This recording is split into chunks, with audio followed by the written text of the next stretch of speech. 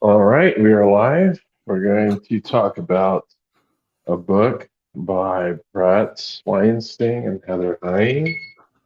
The book is called The Hunter-Gatherer's Guide to the 21st Century. I think it was written maybe last year, the year before. Yeah, I Uh, think so. but I did a second read through. You did a second read through. Originally, we were going to talk about this book a while ago, but it just went on the back burner for a while for various reasons. Yeah, it But kind of we took, became a backup chat. yeah, so we're finally talking about this book. And after second read throughs, I believe Andrew still has the same opinion of the book. I have some slight differences now from the first time I read it, because I think the first time I read it, I gave it like 2 stars on Goodreads, and then I upgraded that to 3. Um, so there's definitely different topics in the book that they talk about. My favorite really has nothing to do with evolutionary biology or because a lot of the evolutionary biology stuff that they talk about is not really anything new to me. Um, the sciencey stuff that they kind of talk about in the beginning, it's like an interesting refresher, but it's not new. And I'm sure it was kind of the same way for you. And one of the things I think I enjoyed most about the book was hearing like their personal stories and anecdotes about going through the jungle and all these different mishaps that happened. And I was Yeah. like, wow, these people have been on adventures for sure. Yeah, that's one thing that one part of the book that I thought was interesting too, and one thing that I respect about Bret Weinstein of some disagreements that I have with some of what they talk about. Yeah, one of the odd things about the book is that it Are you is. still there? I think I Can lost your you audio. can you hear Oh, me? maybe I glitched. Yeah, I think I glitched out for a second there, maybe actually. Yeah, you glitched out for a little while, but one of the things that confused me just a little bit is that the book is not written in first person. So, what's weird is you often hear um, them refer to themselves as Brett or Heather, but not I Yeah, in I the noticed book. that too. They're talking about each other in the third person. Yeah, so when you're listening to the audiobook and they're obviously reading the audiobook themselves, it just sounds weird to hear Brett refer to himself as Brett and Heather referring to herself as Heather instead of I. Mm-hmm. So yeah, I thought that was a little strange, but they could have, I don't know, maybe changed that a little bit when they're doing audio. I know sometimes there are some changes that are made specifically for audiobooks, but I just guess they didn't do that here. Um, so I know, let's talk about what the book is. And what it seems to be is a self-help guide based off of evolutionary biology. Yeah. So there's kind of three, I would guess, three parts of this book. The initial part is explaining what evolutionary biology is. And then you have how to apply the principles of evolutionary biology. And then the end is like sense making. I know there's talk of postmodernism in there, and there is some slight like culture war stuff in like the latter half of the book. Mm-hmm. But what did you think of the first section? Where they're talking mostly about biology and that sort of stuff. Right, they're kind of tracking like the timeline of evolution because they go through like the various stages from um, one-celled organisms to the complete human animal, and they kind of go Yeah. through like the different stages of evolution that occurred. Yeah, I would say that's probably my favorite part of the book, and they were even talking too about a little bit about cultural evolution versus Richard Dawkins talking about phenotypes and that sort of aspect. So yeah, and all that stuff where them talking about the history of evolution and that sort of stuff was pretty interesting to me. Even though I've heard some of that before, like you said, it's always good to have a refresher on that. And different evolutionary biologists have different opinions about topics like group selection and phenotypes and how much culture can be attributed to evolution and vice versa.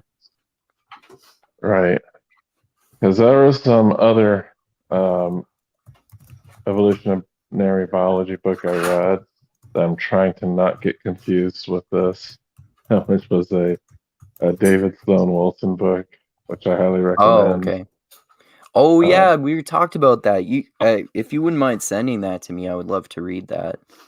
okay, Yeah. I thought I would have uploaded it, but if it's not up there, I'll see if I can upload it to Yeah, I don't the think it's in the Drive. last folder that you sent me, but yeah, I would It love to might be in read the that. previous folder, because those are from two different Google Drives.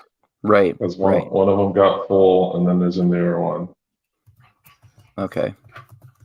Okay, so I think a lot of the contention about this book. Well, do you want to talk about Bret Weinstein and Heather Hine and their kind of place in the cultural zeitgeist at the moment?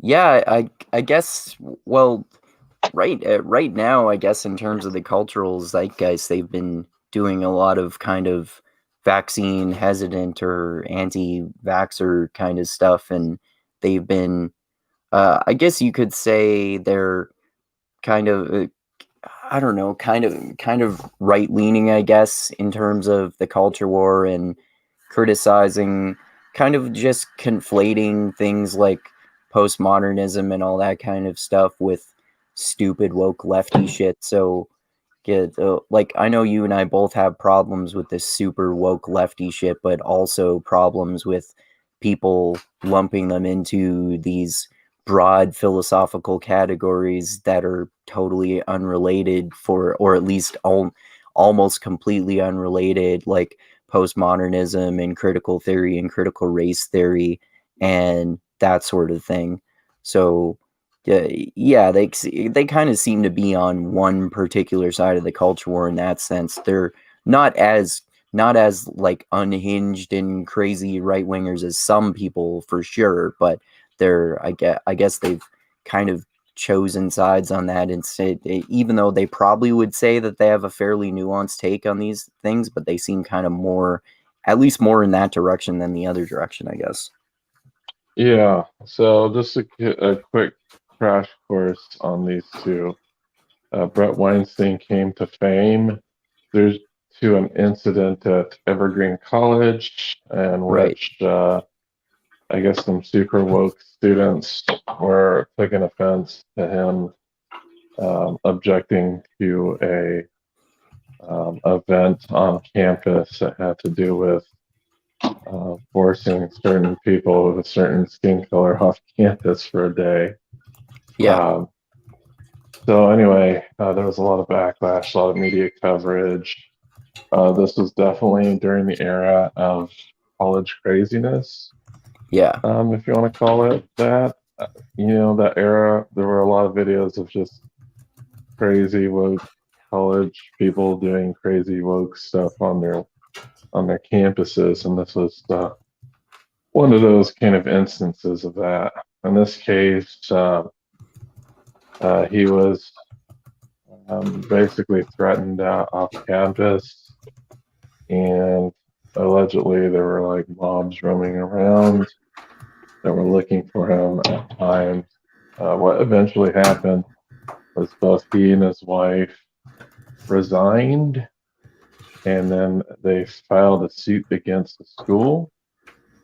And I believe they won like $500,000 in their settlement or something like that. Yeah. Ever since then, they've been pretty much, I guess, taking an IDW role, Yeah. doing some podcast stuff mainly and doing public speaking. Yeah. So, Yeah, for sure. And I think we probably talked about this before.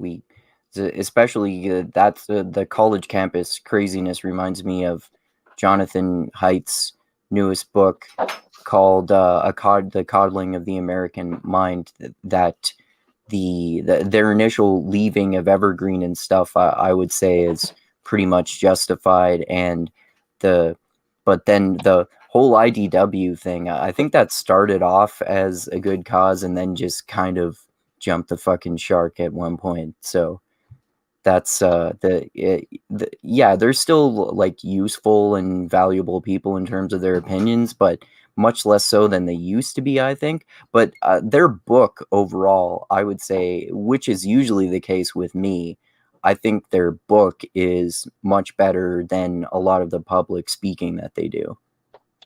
yeah, the book is a little bit more nuanced. It sticks somewhat more to scientific principles.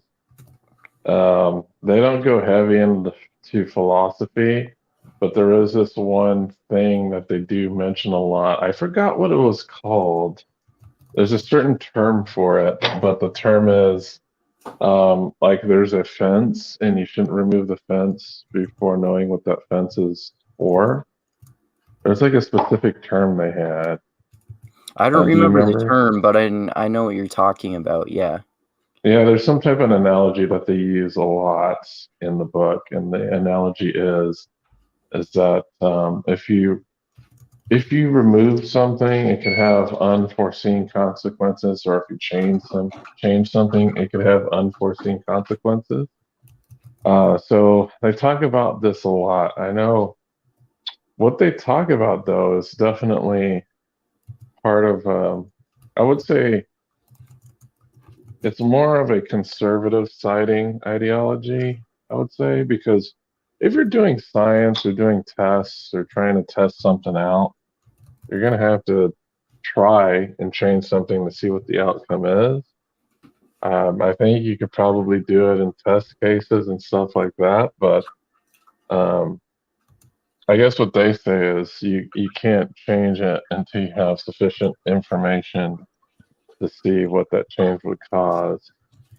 So I'm guessing they're talking about, doing studies to see what will happen. But then again, when you're talking about social science, it's incredibly difficult to do any type of study that's reproducible that Yeah. will tell you what the outcome will be when you change something in society. Yeah. So I They would have call to say, social scientists call that the replication crisis, I think.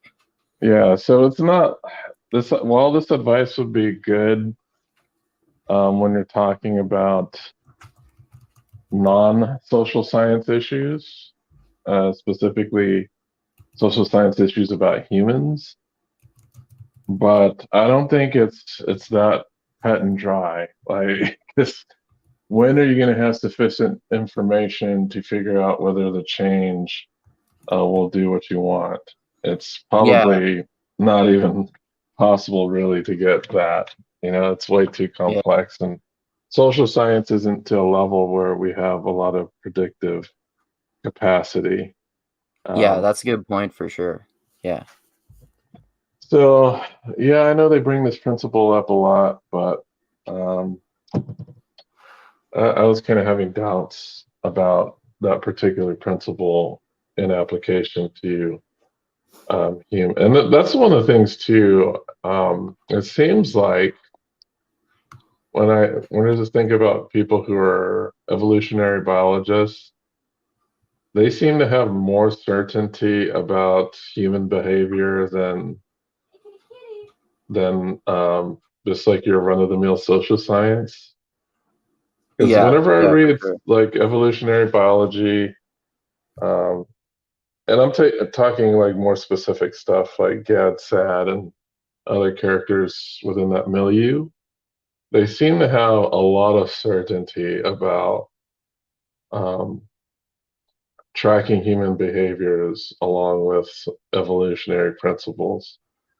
Well, especially with evolutionary psychologists like Gad said, that's why I think that like Chris Ryan, for example, in his book "Sex at Dawn," that we're both familiar with, talks about how well basically is critical of evolutionary psychology to the point not of just throwing out evolutionary psychology as whole in as a whole as a study of science, but just that a lot of evolutionary psychologists, and there is difference between them, but they tend to make these massive, very certain claims about human behavior based on kind of like flawed explanations in a lot of ways. Yeah, so there's sometimes I do have that skepticism when we have so much certainty, and especially when it comes to social science. It's like, okay, these are evolutionary biological um, based solutions, and I think at least they do kind of it sounds like they do say, hey, this isn't one size fits all, but it seems like, oh yeah, they almost still proceed and talk as if the particular outline that they give on a whole benefits society. But Yeah. Well, the so, I think we'll probably get to those. You probably want to get to a few other things before those specific criticisms that annoy me. right. So yeah, so the purpose of this book, which yeah, it's a hunter-gatherer's guide to the 21st century. So they kind of examine multiple things, some of them quite obvious. Like we know that, and like some of this stuff is touched upon in other books. Like I know you mentioned Sex at Dawn. I have not read the book, but I've listened to Chris Ryan enough to know what his points are for certain aspects of things, like Oh, we should specifically. do a book chat about that at some point. It's a great book. Yeah, I'll need to read it. But I've heard like so many different podcasts with the guy on and his own Yeah, podcast. you So I probably think I get have the point. a lot of solid. I'm pretty good with knowing what his views are. I know another thing to look at would be Yuval Harari. What's that book called? Sapiens. Yeah, he also goes over how the Industrial Revolution and agriculture, how that changed and caused some different stresses and issues for humans. Like we didn't have many back problems before agriculture came along, and that's Hmm. because we didn't spend a lot of time stooping over picking out weeds or anything like that. Um, Right. that's the same thing with the 20 when they're coming to talking about the 21st century. We're talking about problems with the 21st century. This is Hmm. staying stationary, working on computers. When our bodies were designed for something else. But I think there's a macro argument for whatever they're proposing here in this book. But that's probably the macro argument is something I'd have to talk about like towards the end of this discussion because it makes you look at what everything they're saying and the purpose of evolution particularly. But now, were there any other points in the first half of the book that you wanted to address before we started talking about the solutions or their quote unquote self-help advice for being human. Not anything else that I can think of right now, no. All right. So we can go ahead and jump into the meat and potatoes of things. I know there's probably quite a few things that you didn't like. I know one of the big things is monogamy and how they hype monogamy up pretty well. And Yeah, they have a that few arguments regarding that, and um, it makes sense if you're having kids. That's what I'm gonna say.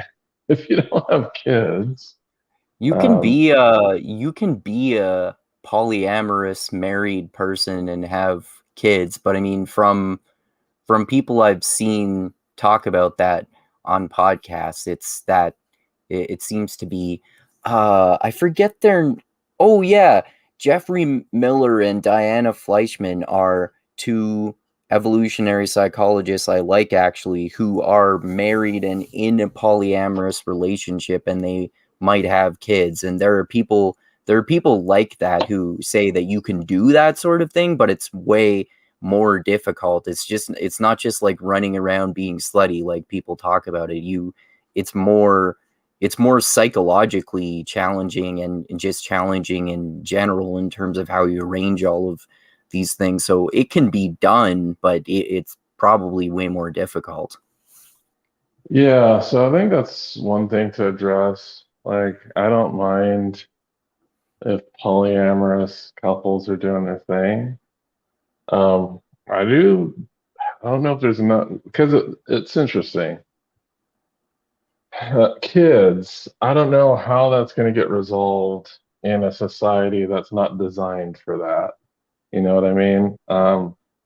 Like our particular society is not designed for it.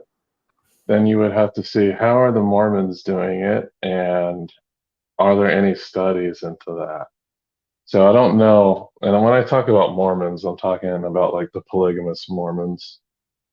Um, but I think they talked briefly about polygamous Mormons, and they saw that it wasn't like the relationship between the male and the harem is not an equal relationship. Um, and it seemed quite difficult to make something like that work well for everybody. Mm-hmm. It sounds like the more variables you add, the more difficult it becomes. Yeah, I get that. I get that. That makes sense. Like at least that it would be. It's probably way easier to have two people in a monogamous relationship in terms of children. But I guess it depends on how you look at the extended family too, because the one thing that's different about hunter-gatherer cultures is that there was a more extended family and children would kind of be raised by many different adults in their surrounding community, and you could look at it that way in a polygamous or a polyamorous relationship or whatever the opposite of a polygamous relationship with one woman and several men, but that still seems like how you were talking about how our culture operates basically based on the idea of monogamy. That could be more difficult. So I get that. I just the part of it that don't like in particular is when they basically start talking about how essentially casual sex is inherently bad for everyone because it can be fun, but you'll regret it later on in life, particularly if you're a woman, because women they do this evolutionary psychology thing generalizing about men and women about how women are get more emotionally attached to men and men get less emotionally attached to women through sex. So therefore it's bad for women and it's bad for men and women because it teaches them to have more transactional relationships and to not look for love and that sort of thing. But these arguments to me are all just massive generalizations that don't really apply to men and women in general. I mean, at least in my experience and the experience of all other adults I know and their experiences with dating life, that really seems to vary on the in terms of the individual, in terms of whether you get emotionally attached, how you want to look at relationships. Maybe some people never want to have kids. I know at least one woman who never wants to have kids. My cousin and his girlfriend never want to have kids, but they are in a monogamous relationship. And there are some women who get more emotionally attached than men in terms of sex, but there are men who get more emotionally attached in terms of sex too. And I've gotten emotionally attached before myself, and there are too many variables here, and I think there's too much individual variation between people to make these such a massive generalizations about people like that. Mm-hmm. Yeah, one thing I'll note, because I was looking through what some people were saying about this book, and Daniele Bellelli gave it 1 star. Oh, okay. He liked it even less than me. And Cuban gave it 4. No, okay. Chris is he's more, I think he's a little more open-minded to arguments like this than you and I are, perhaps, or just open-minded about books in general, perhaps. Yeah, so this is a self-help guide. So I'm wondering who the market is in particular. Who are they targeting with this book? Like, I know, at least when you think about Jordan Peterson's work, his target was lonely men who had disordered lifestyles. And I know he kind of specifically mentioned that many times in different settings. Yeah. I'm unsure who this book is targeted to. And that's what interests me as well, because who is the target audience for this book? Is it there's a lot of people who hate this book apparently, but I don't know, maybe young people in general? yeah, maybe. I don't know. Like, I get it. I get what they're trying to do, but it's oddly, because there are some things that they say that you would consider pretty left in this book, but there are some things that they say that seem pretty right in this book. But I know you had a lot of contention about the monogamy aspect and this pushing that in particular. I think what Yeah, they and tried just to justify that was like because we don't know until birth what the sex of the baby would be or whose baby it would be. Because I think there's this, what do they call it? There's a particular term that pertains to how nobody knows whose child it would be.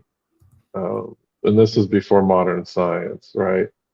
Well, yeah, I Before was just we're thinking able to do too, DNA testing and stuff like that.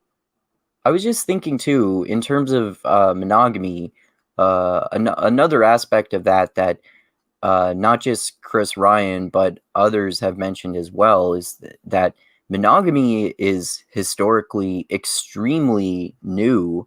And in terms of evolution, this is where another reason why I disagree with people like Bret Weinstein and Heather Hang and Jordan Peterson when they talk about how important monogamy is and how it leads to all these outcomes. I think those are just massive generalizations, and they're really not generally true, because there is so much individual variation between people. And like, our culture is built on monogamy, like you were talking about. So we have we have this massive bias toward monogamy, but I don't think it necessarily has to be that way. And there, like, this relates to my other criticisms too, but that we'll get to, about how, along with how they say monogamy is good for everyone and casual sex is bad for everyone, they claim that also BDSM and porn are bad for everyone too, which I think for similar reasons is also an inaccurate, massive generalization. Yeah, so I know because there's arguments regarding how, I know, like, Chris Ryan probably goes in this camp too about how terrible modern life is for humans. But how do they reconcile that with the actual longevity is increasing?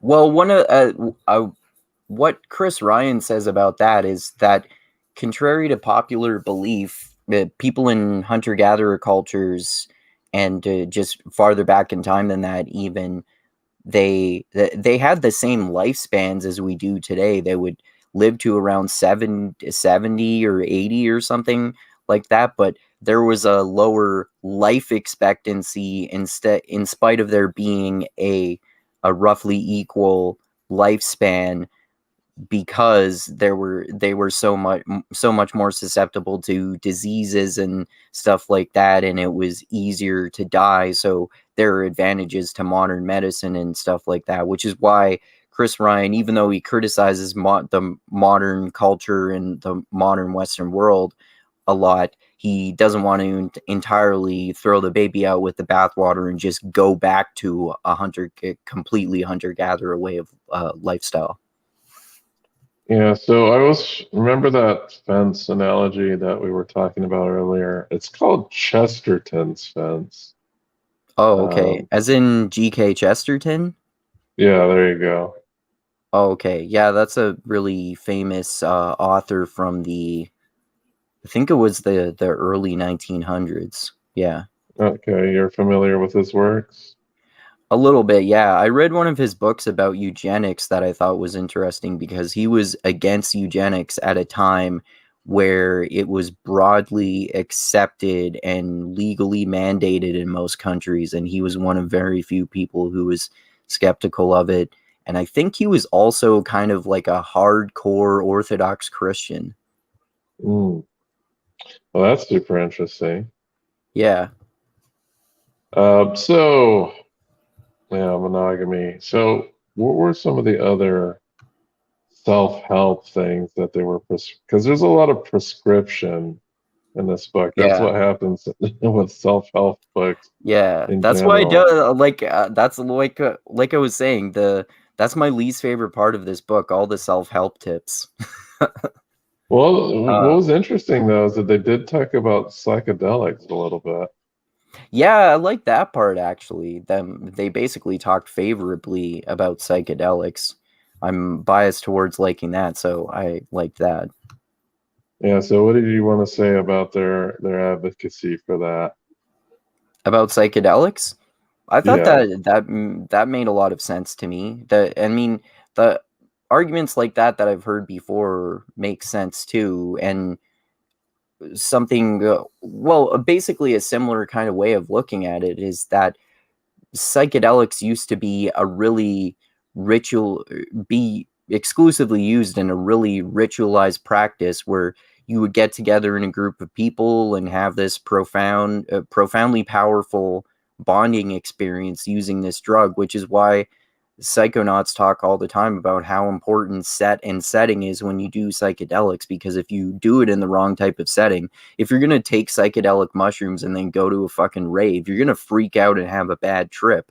But if you do mushrooms with your friend and sit around and talk about life, or go for a walk in the forest, or do an actual ritual like what they used to do, where you get together in a group and you have all of these particular ritualized practices to do with it, then that can that can be a profoundly good experience. And we know about recent studies, for example, that have confirmed people's claims that some things like psychedelics and mushrooms and MDMA and things like that can help people, even do things like help veterans cure their PTSD, and they can help with depression and all sorts of other psychological conditions like that. Right. Yeah, so they were pretty open with having society look more at the benefits of some of these psychedelics and not just put Mm-hmm. like a blanket ban. It's about time, really. We're scientific enough so that we could probably put more studies and resources to figure out what kind of benefits these things have for people. I know there's been science moving along for it. I know largely like CBD is good for epilepsy, and that's Mm-hmm. pretty much not disputed anymore. That there And is definitely. Yeah, go THC ahead. is too. Actually, I looked up when I got epilepsy. I made an assumption. The assumption at first that CBD itself is better for epilepsy than THC. So I was buying weed strains with higher CBD concentrations than THC concentrations. But then I looked it up and found out that apparently, actually, THC is better for epilepsy than CBD is. They're both good, but the THC actually is better. So that's Mm, I try to use both different types of weed in that way now, to have a CBD dominant one and then also a THC dominant one too, because they're both good. yeah, so I'm just speaking on just like those who aren't willing to get the high. Those that just Yeah, want yeah, to of course. Yeah, get yeah. take care of their epilepsy issue without Hmm. imbibing in the aspects that cause people to get go on a little bit of a trip. Right. But at least there's an entryway there. But one of the things too I thought was interesting because Heather and Bret, they're atheists, right? Hmm. But in this book, it sounds like they were kind of promoting religion. Yeah, that I like that too. Actually, how they were. It kind of sounded similar to what Jonathan Haidt and David Sloan Wilson say, in terms of basically saying that there can be some psychological benefits to religion for people due to cultural evolution, because it's a way for people to bond together, and that sort of thing. Yeah, because I know they talk about the necessity of metaphorically true beliefs Hmm. versus literally true beliefs. Yeah, I And like that. and it almost sounded like Peterson-esque when they were Yeah. talking about some of these things.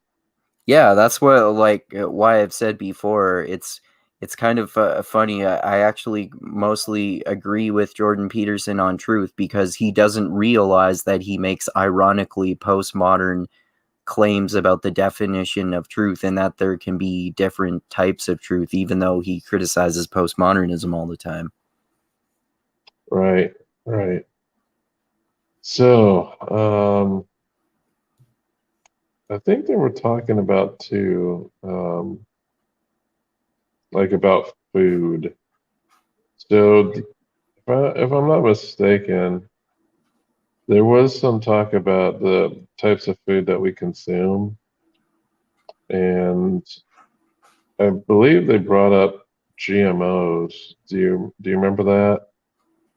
Not not any specific details, but I kind of remember them talking about uh how they've been bad and have adapted food to be less healthy than the way that it used to be, something like that. Well, I know they were criticizing a lot of different diets, like even including like paleo diets and stuff. I remember them criticizing raw food diets, but it doesn't sound like they really gave like a solid prescription for the types of foods that you need to eat. Okay. That's what my feel was, because I heard a lot of criticism of diets, but they didn't really prescribe a particular diet. Okay.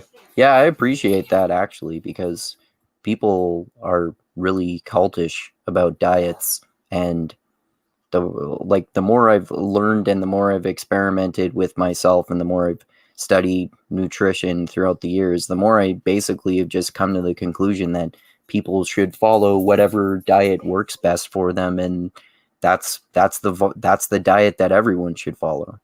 That's the only diet that everyone should follow. Yes. Interesting enough, in this book, they touched briefly upon the Decepticons. Like, they didn't go fully into like their conspiratorium when talking about that stuff. But I knew, did they I don't I think know they they even talked about really, briefly. Just real yeah, I briefly don't they think they talked even about it. really criticized what people like them call the COVID regime that much, really. I seem to remember them not spending so little time on it that you wouldn't know that they're so vaccine hesitant and critical of vaccines if you only read the book. I don't know. Do I remember that correctly? Um, I'm not sure. Because I do know they talked about it briefly, but they didn't go in depth about that. Right. Okay. Um, so, because one of the other things that they talked about is radical leftism. Did they talk about that? Right. Yeah, they got kind of like a big grudge with that. Um, they're, I don't know, whenever they talk about that, they get pretty conspiratorial. Yeah. I remember this one podcast where they accused like BLM of trying to abolish STEM. Yeah, Uh, yeah. I saw that too. And they said I've seen Bret Weinstein literally say that BLM is Maoist too. yeah, it's like, yeah, they're not cohesive enough to be Maoist. Like, oh yeah, the founders, quote unquote, who are, and the founders of BLM have little to do with like they don't run it. You know what I mean? It's just like, oh, they kind of started it, but It they was don't. founded by lesbian Marxists, bro. Yeah, it's like saying the person who founded Bitcoin has all the sway over everybody's political ideology. It's just Right. not the case. Like Even though BLM, if I understand correctly, people don't actually 100% know for sure that the guy they think it is actually the guy who invented it. yeah, people think Elon Musk invented it. There's just a whole Oh, bunch of really? people. I Yeah, never it's heard like that theory before. there's like conspiracy theories about Elon Musk being the creator of Bitcoin. Oh, okay.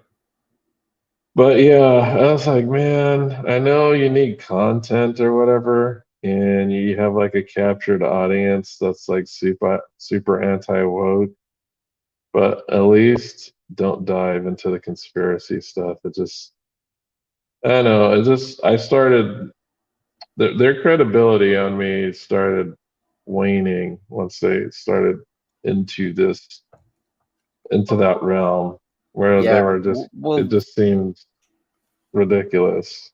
yeah. The Bret Weinstein's, well, both of them have gotten super, especially Bret Weinstein has gotten super fucking conspiratorial about the Decepticons, right?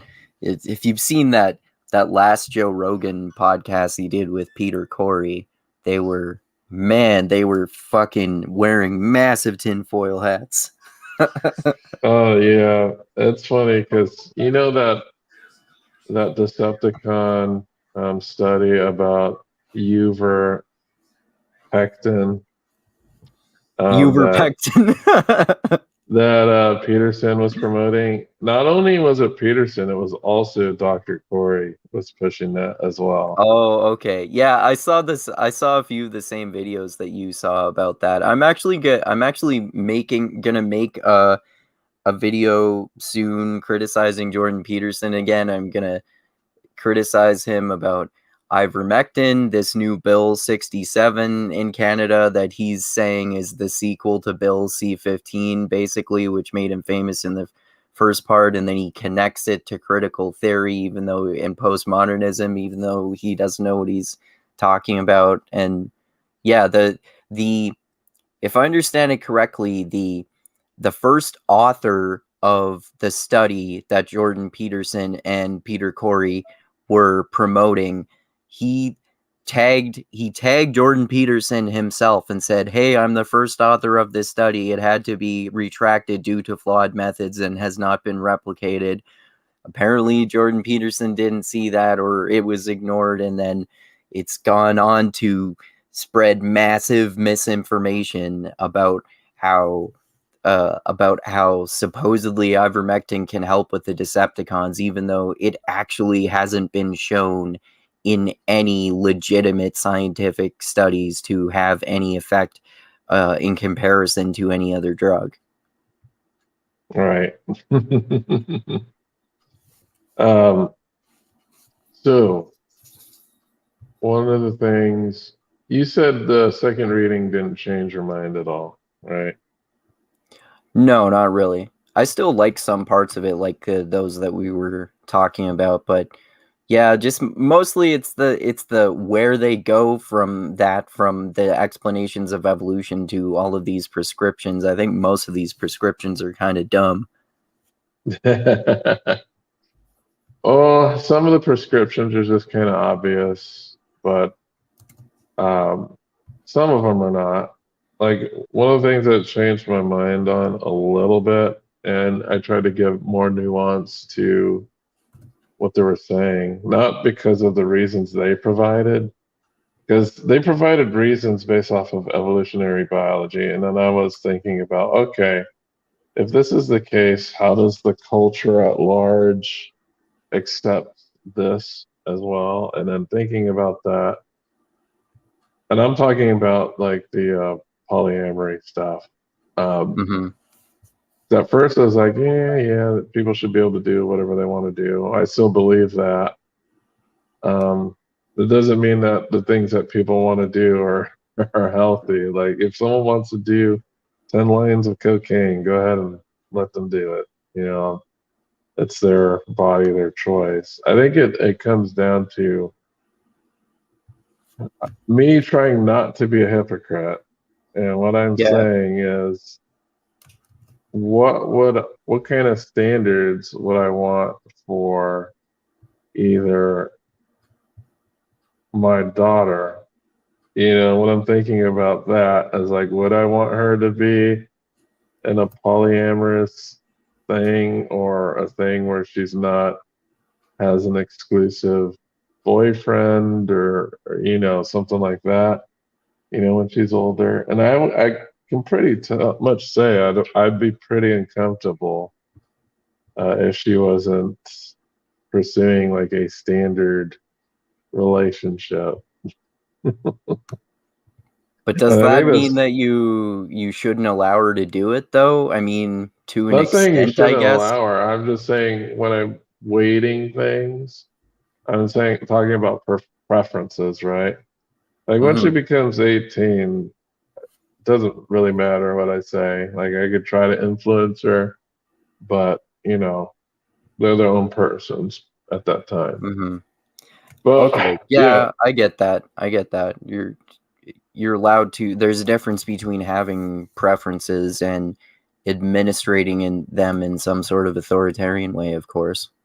yeah. So my preference would be for her to have a traditional monogamous relationship, you know, whatever her sexuality is going to be. Like I'm not gonna I'm not going to be that parent that's like, oh, you know, um, I can't. Yeah, I'm going to accept whatever her sexuality is. Not going to follow one of Jordan Peterson's rules from 12 Rules for Life, which is don't let your children do anything that makes you not like them. Yeah, I think that's dumb. Yeah. But it's basically be an authoritarian to your children. Yeah. And even if it causes them psychological trauma, mold them into whatever you want to mold them. Yeah. It kind of reminds me of Donald Trump's dad. That's like the kind of advice that Donald Trump's father pretty much followed to a T. Yeah. And then, well, look how Trump turned out. Right. No, I wouldn't follow that. I would prefer, because we're talking about social acceptance. I know it's less worrisome here in our country. There are other countries where social acceptance is very, very, very important. To me, it's not that important, but it's more important probably to my wife to have my daughter be socially accepted. And I don't know. I'm just thinking about if she had to raise kids and she's trying to do this weird polyamorous thing. I don't know if our society at this point accepts that and makes it beneficial. Like, I know, of course, I'm going to be accepting about whatever path she chooses because I want to be supportive, but I also do recognize that certain paths would be more difficult. And I think polyamory, like, that is not, I don't think that's I think that's more of a choice thing rather than a born with it thing. Oh Like a more of yeah, a, that's probably true. Yeah. yeah, so, you can't just not become gay, you know what I mean? Um, but I think polyamory and the pursuance of that is mostly a choice. Like I can't think of it as like, oh, I was born to be polyamorous, and if I go against that, it's going to hurt me psychologically.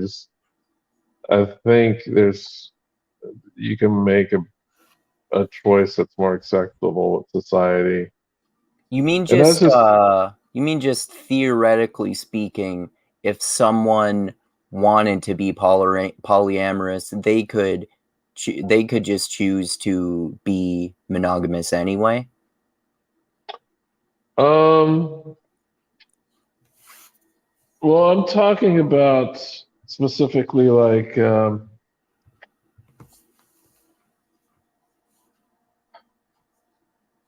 I think you don't choose your sexuality. I think that's kind of like a thing that you're wired to.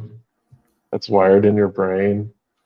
Mm-hmm. But I think if somebody wants to do a threesome or whatever, that's not something like, oh, I must always do threesomes. Like I'm biologically wired to do threesomes and threesomes only, or that I can't function.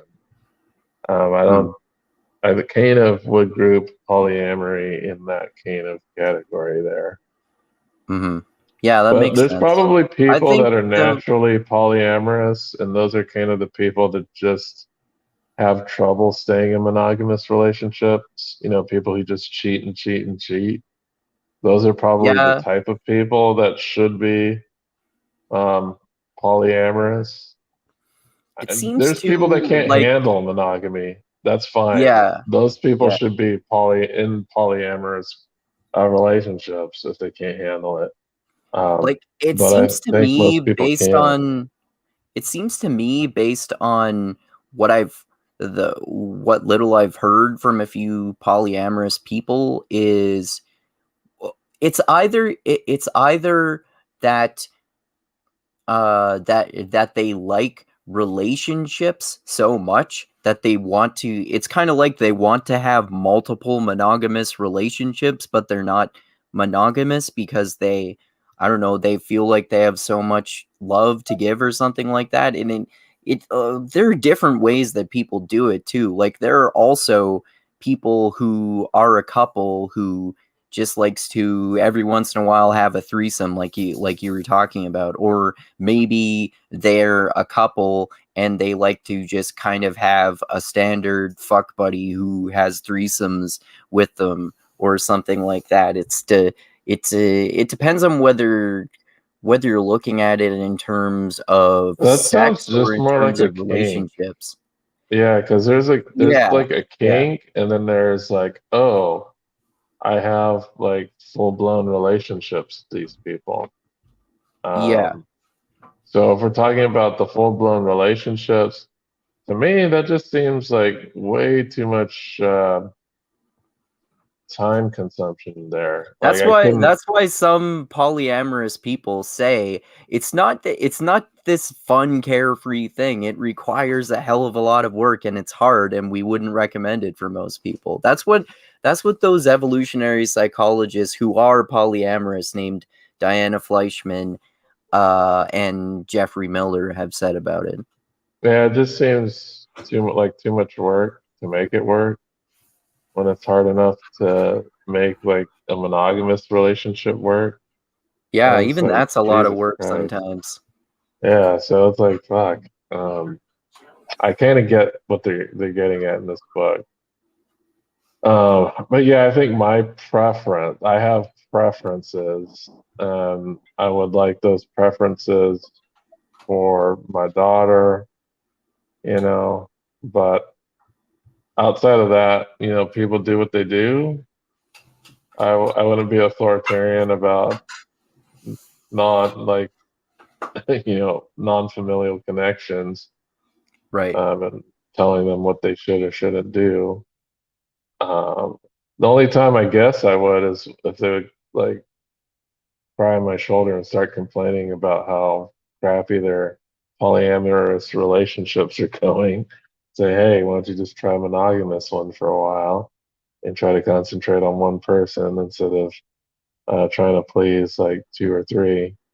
Um, And that so I, sounds like especially if you're in multiple polyamorous relationships and you're the average person perhaps who's working two or three jobs and you have kids, how the fuck can you manage all of that?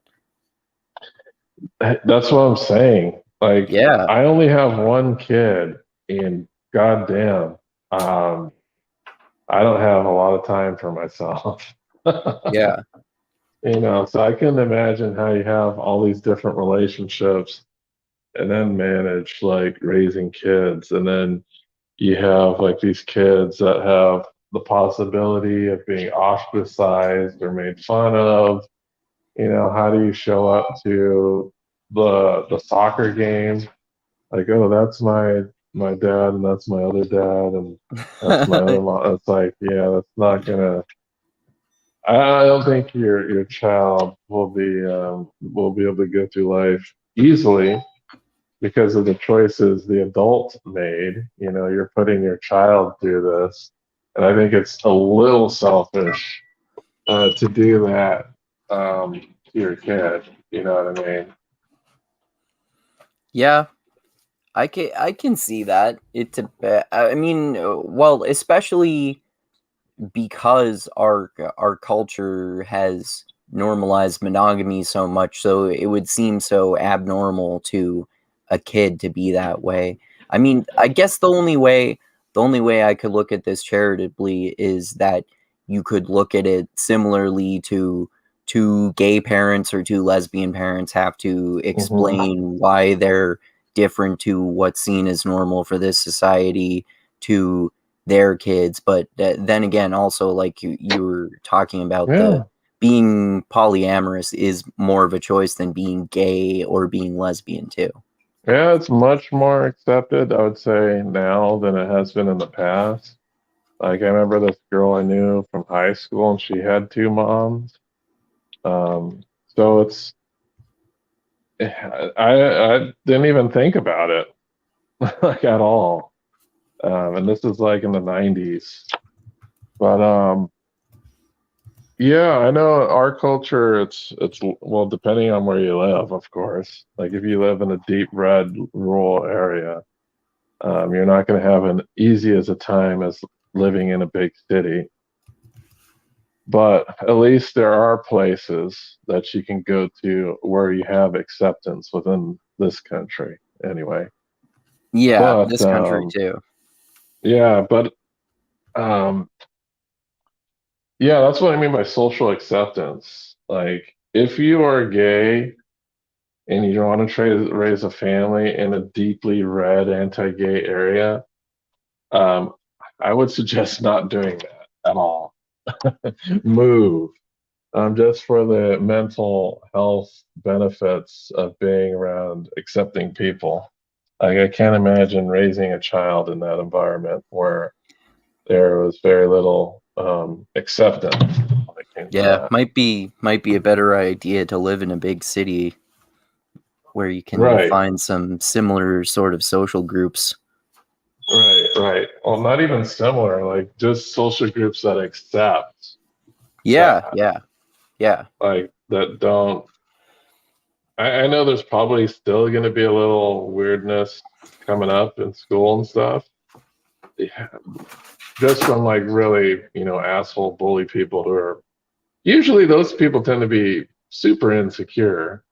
So they got to Oh yeah. lash out on other people and point out things about them so that they can feel better about themselves.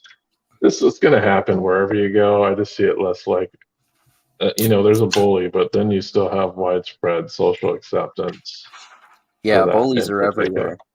Yeah, they're always going to be everywhere. So that's what I mean, really, is that socially, culturally, we're not there yet with this polyamorous stuff. So I don't think it would work. Wouldn't work well for a kid. I don't think. This isn't. What's the name of the? This is not Captain Holden. Like, we're not in the future where you can have like 8 parents, Yeah, like Captain Holden did. yeah, We're not there yet.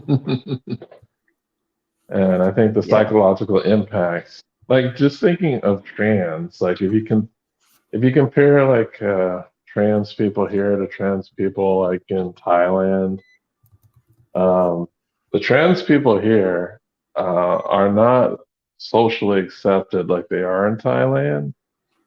yeah, So their suicide rate is a lot higher. That's yeah, because they're not socially accepted. yeah. So I Whether wouldn't want like to. whether a trans person is even open about it all the time in public depends on the person too. Like I've known some trans people who are open about it and dress like the opposite gender all the time, and then there are some who live life or go to work as a man and then pretend to be a woman the rest of the time with their friends, or vice versa. Hmm.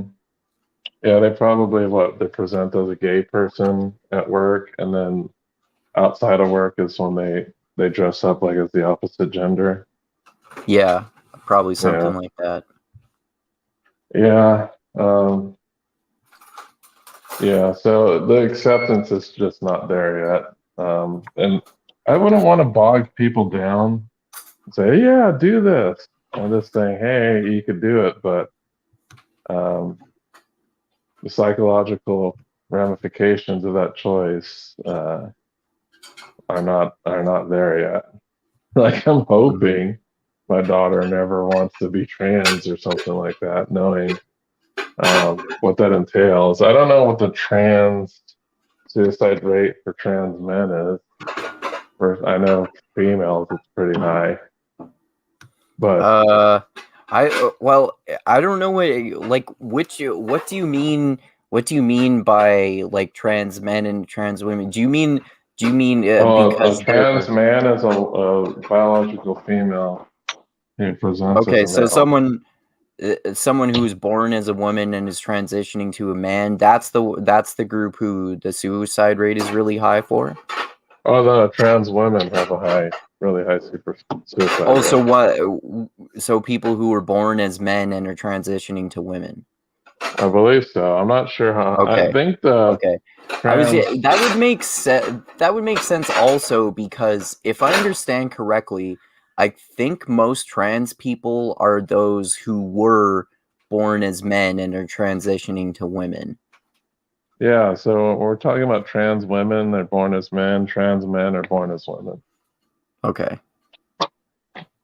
And I believe it's. I don't know if this is true, but it seems like the ostracization mainly falls on trans women. Like when we Yeah. hear about people complaining, it's always the men who transition to women. I don't ever hear that many stories about the persecution of women transitioning to men. But Yeah, I would that's true. assume, yeah, because I'm just trying to think as a man, and if I had a trans woman or a trans man like in a work group and they're like acting like a dude, I don't think I'd mind. Like it Yeah. wouldn't bother me um, at all. Like, and I can't say that what would happen in a female group. I don't know what the dynamics would be that with a trans man, or I'm sorry, a Yeah. trans woman amongst a group of females. Because it seems like Yeah. female interaction in groups is a lot different than how men interact in groups. You know what I Yeah. mean? And it's like you know that I obviously have no problem too because I even like I think I talked with you and I've talked with a few other people before about how actually through learning about postmodernism and reading Foucault's history of sexuality and watching podcasts with people like Thaddeus Russell talking about gender led me to sexually experiment with trans people and the and an interesting aspect of that too is like some people are okay like sexuality is on a scale, right? On a spectrum, right? Yeah, like there are some people who I think are attracted to trans women but not trans men and vice versa, like Mm-hmm. the or some people are attracted to both, and that's interesting because of what you would think in terms of how that affects uh how but how much closer to being lesbian or gay someone is on that kind of scale. For example, if someone is attracted to trans women but not trans men, does that mean they might be closer to being gay than straight also? I have no This is why idea. sexuality is such a fascinating subject to me because there's so many people have so like such different preferences and just sexualities in terms of the way they were born too. Yeah, it is weird because I know Caitlyn Jenner prefers women. Yeah, that's interesting. So she transitioned and then now she's basically living life as a lesbian. I guess you would consider that a lesbian if it's woman and woman. I don't know how he would or she would say call that relationship. Yeah, I'm I don't not know. super like I don't know She did she how that did get works. did she get the gender reassignment surgery? I don't think so. I'm not entirely Oh, sure. okay. Oh, if she didn't then that's interesting too because it's like she's living life as if she were in a lesbian relationship really, but biologically speaking, because she hasn't transitioned, she's still just more of a, like, it's more of a trans woman being with a cis woman, I guess, is the way that, the most charitable way to put it. Yeah, if he was going to be with women, I would see zero benefit to chopping off your wang. Yeah. None. There's really none. So, yeah, I don't think if he would chop off his wang, as Johnson, aka it's Peter. Do you think that, like, Or, do you think that since she transitioned, though, that she might not want to use her dick sexually anyway, even if she's in a relationship with a woman? well, why not? Because once Well, you, I because don't know, because once like, you if get you're for transformed, like if you I think your transition, though, sensation goes away, doesn't it? if you transition without getting rid of your dick, though, I think that if you're a trans woman, you still kind of, like, you don't want to have a dick, so you might not want to do anything with it sexually. But I guess that depends on the person too, because I think there are probably, like, oh yeah, there definitely are there are bound to be people who are into, like, doing things with trans women's dicks. I bet there's, like, a whole fucking porn genre about that. Well, you've seen like all these different scandals of like celebrities getting caught with trans women. Oh, So you really? know yeah. Oh, okay. Eddie Murphy, I think, was caught with a trans woman. Oh, really? Um, Oh, wow. yeah, there are a bunch of like celebrities. I think what's that guy? Hugh Grant Oh, was wow. caught with a trans woman. Oh, okay. Who else? If I'm not mistaken, like the way Magic Johnson got AIDS was with a trans woman. Oh, really? Oh, I wow. I didn't believe know that. so. Oh, okay. Yeah. So there's been a bunch of like celebrities that got caught up. Like I think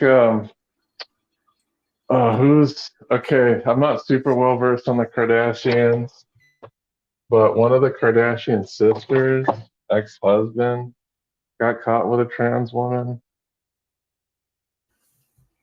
Who, Like sorry? one of the Kardashian sisters, Oh, I think her yeah. name is, I don't remember her name, but one of Oh. them had a husband and he got caught with a trans woman. Didn't one of them transition too? Not to my knowledge. I have no idea. I thought I I don't. heard that one of the Kardashians Oh, was it the became brother? did I don't did think a he did. Kardashian transition.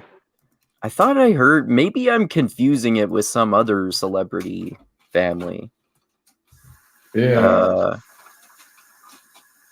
oh yeah, in a 2020 interview with Diane Sawyer in April 2015. Oh no, this is just talking about Caitlyn Jenner. Oh, it's Caitlyn Jenner that's related to the Yeah, yeah. Kardashians. Yeah, Yeah, she that's was why. like the dad. Right. That's why I got confused. Yeah. Oh, yeah. I could have told you that. I thought you Yeah. meant like one of the like Kardashians, like the brothers or the sisters. No, that's why I was confused about that, because I forgot that it was Caitlyn Jenner. Used to be Robert Jenner?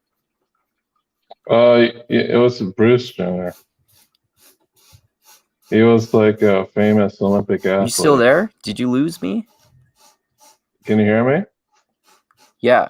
I lost your audio for a second. Maybe I glitched out there.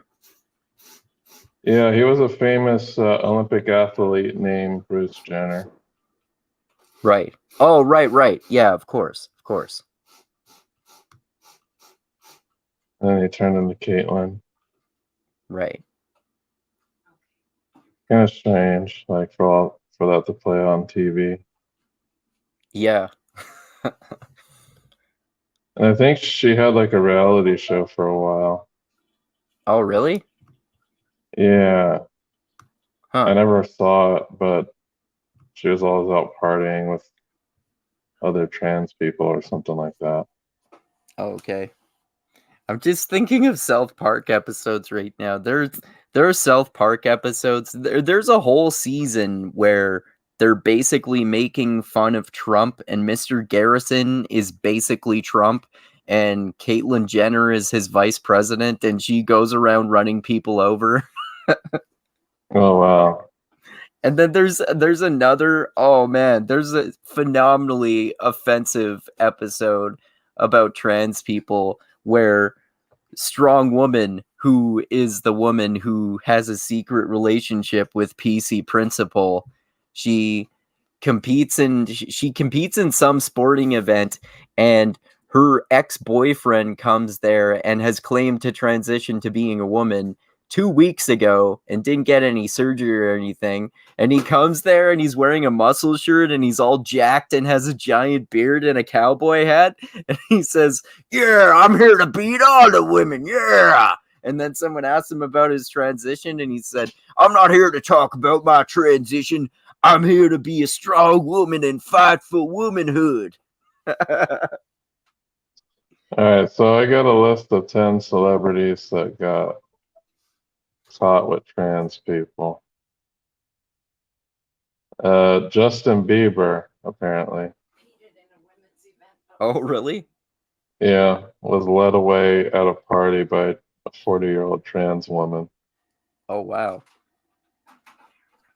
Soul singer named Teddy Pendergrass was caught with a trans woman at a nightclub. Um, Gavin Rossdale Oh. and Gwen Stefani. Oh, wow. Mace? Really? Mace? Oh, wow. The rapper? Got caught with transgender prostitutes. LL Cool J. Oh, wow. Just this transgender woman claimed in a memoir that she had a one-time sexual encounter with LL Cool J, and he Okay. denied the allegations. Okay. And another one, same woman, said it was like some famous hip hop DJ named Mr. C, Okay. Brazilian soccer star named Ronaldo Nazario, Lil Bow Wow. I guess he also did. Is he dead? No, he did. Oh, I misheard you. Okay. Chingy, I guess, is another rapper. Oh, yeah. Wow. There are more rappers than I thought there would be. Yeah, and these are just recent ones. Like the ones that I mentioned aren't even on this list. But I found another list, and it does have what, Matt Lauer. It Wow. was Eddie Murphy was on this one. I remember that.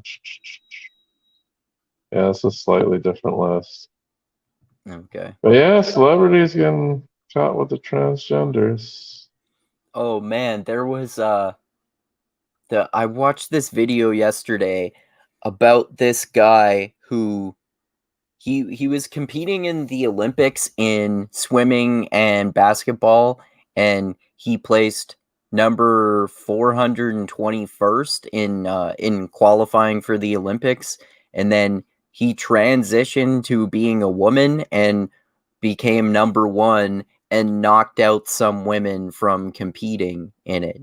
That I watched this guy's really deep dive video into what they do for hormone replacement therapy and how that measures up in terms of altering your levels of testosterone and and whether how it measures in terms of the amount that the maximum amount that you're allowed for being a woman and the minimum amount that you're allowed for being a man in terms of average, in comparison to average natural levels, because this guy, he has transitioned to a she now, but she has not gotten the surgery, so she still has a dick. And basically this guy was getting into the science of in the video about how, especially if you have a dick and you were born as a man, the reason that trans women should not be allowed to compete against women, like biological cisgender women who were born as biological women, is because even if you do like manipulate your testosterone and you take estrogen, the minimum something like the minimum level that it can get to is something like 144 milligrams per deciliter, which is in comparison to natural female levels that are something like 40 to 50 milligrams per deciliter. So even if you're making the most conservative estimates, any average man will have at least 3 times as much testosterone as even the most in shape, fit women on earth. I need to take something back. Caitlyn Jenner did get reassignment surgery. Oh, okay. So she is kind of living her life as a lesbian woman, basically, then. Yeah, so she's an actual lesbian, like a full-blown one. Okay.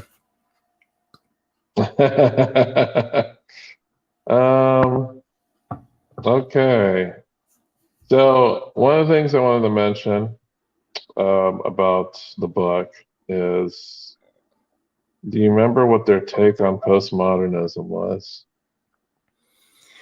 I don't remember the exact details. I just remember in general it was the standard kind of dumb take about how postmodernism is stupid and they don't believe in truth and it's all connected to woke lefty craziness and shit like that. Well, they made an assertion that they said postmodernists believe that reality is socially constructed. Oh my god. Okay.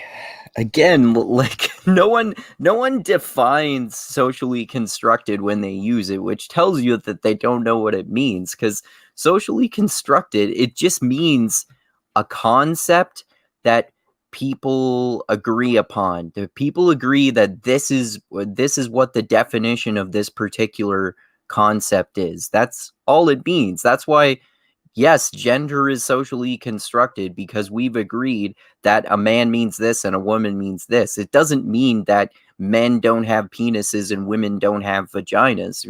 Something can be socially constructed but still have biological aspects. It's like how I've quoted this many times. It reminds me of how, in terms of race, the conservative economist Thomas Sowell has said race is a social construct based on biological characteristics. And if you're talking about reality, reality is socially constructed because it's what we agree that reality is. But that doesn't mean that reality itself does not exist. It's not like we invented reality with our minds or something like that. And that seems to be the impression that people, like the assertion that people like that are making about postmodernism, even though I don't think any postmodernist actually ever said that reality itself is socially constructed either.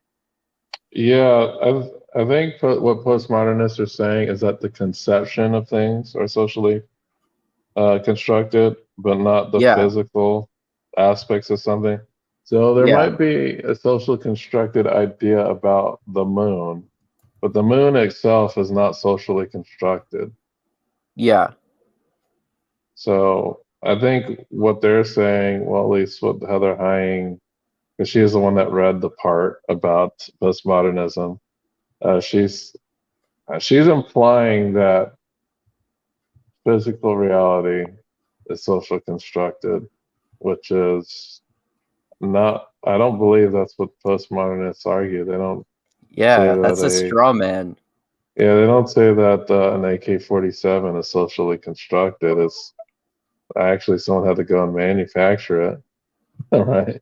Yeah, but we agreed that this concept is of an AK-47 is what qualifies as an AK-47. It's socially constructed because this cup is not an AK-47. We agreed on that. We could decide that it's an AK-47, but that wouldn't make it one. Right.